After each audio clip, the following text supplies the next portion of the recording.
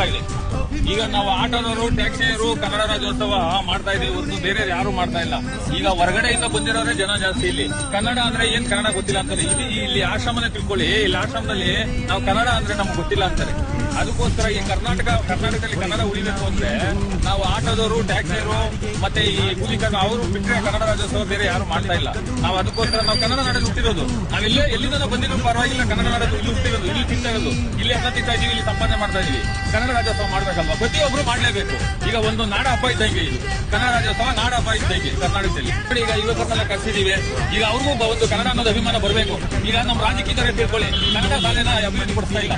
ಬರೀ English medium ಎಲ್ಲಾ ರಾಜಕಾರಣಿಗಳು, ಯಾವುದೇ ಪಕ್ಷ ಇರ್ಬೋದು, ಎಲ್ಲಾ ಪಕ್ಷದವರು ರಾಜಕಾರಣಿಗಳು ಕನ್ನಡ ಸ್ಕೂಲ್ ನ ಇಂಪ್ರೂವ್ಮೆಂಟ್ ಮಾಡ್ತಾ ಇಲ್ಲ. ಕನ್ನಡ ಸ್ಕೂಲ್ ಬಿದ್ದೋಗ್ತವೆ, ಅದನ್ನ ಇಂಪ್ರೂವ್ಮೆಂಟ್ ಮಾಡ್ತಾ ಇಲ್ಲ. ಬರೀ ಏನು ಯಾವುದೋ ಇಂಗ್ಲಿಷ್ ಮೀಡಿಯಂ. ಹಂಗಾಗಿ ನಮ್ಮ ಕನ್ನಡಕ್ಕೆ ಆದ್ಯತೆ ಇಲ್ಲ. ಅದಕ್ಕೋಸ್ಕರ ನಾವು ಪ್ರೀತಿ ವಿಶ್ವಾಸ, ನಾವು ಇಲ್ಲಿ ಹುಟ್ಟಿ ಬೆಳೆದಿದ್ದೀವಿ, ಕನ್ನಡ ಅಭಿಮಾನ, ನಾವು ಅದ್ರಲ್ಲಿ ಹುಟ್ಟಿದೀವಿ, ಅದನ್ನ ತಗ್ತಾ ಇದೀವಿ. ಯಾರ ಬಂದು ನಾವು ಕನ್ನಡ ಭಾಷೆ ಕಲಿಸಬೇಕು, ನಮ್ಮಿಂದ ಅವ್ರು ಕಲಿಬೇಕು, ನಾವು ಅವ್ರ ಭಾಷೆ ಕಲಿಬೇಕು. ನಾವು ಅವ್ರ ರಾಜ್ಯಕ್ಕೆ ಹೋಗಿಲ್ಲ, ನಮ್ಮ ರಾಜ್ಯಕ್ಕೆ ಬಂದಿದ್ದಾರೆ, ನಾವು ಅವ್ರಿಗೆ ಕಲಿಸಬೇಕು. ನೀನ್ ಕಲಿಯಪ್ಪ ಕನ್ನಡ ಅಲ್ವಾ, ನೀನ್ ಕಲಿ ಕನ್ನಡ. ಈಗ ಬಂದಿದ್ಯಾ, ಇಲ್ಲಿ ಸಂಪಾದನೆ ಮಾಡಕ್ ಬಂದಿದ್ಯಾ, ಇಲ್ಲಿ ಸಂಪಾದನೆ ಮಾಡ್ತಾ ಇದೆಯಾ, ಇಲ್ಲಿ ಚಿಂತಾ ಇದೆಯಾ, ಕಲಿ ಕನ್ನಡ ಅಂತ ನಾವು ಕಲಿಸ್ಬೇಕು.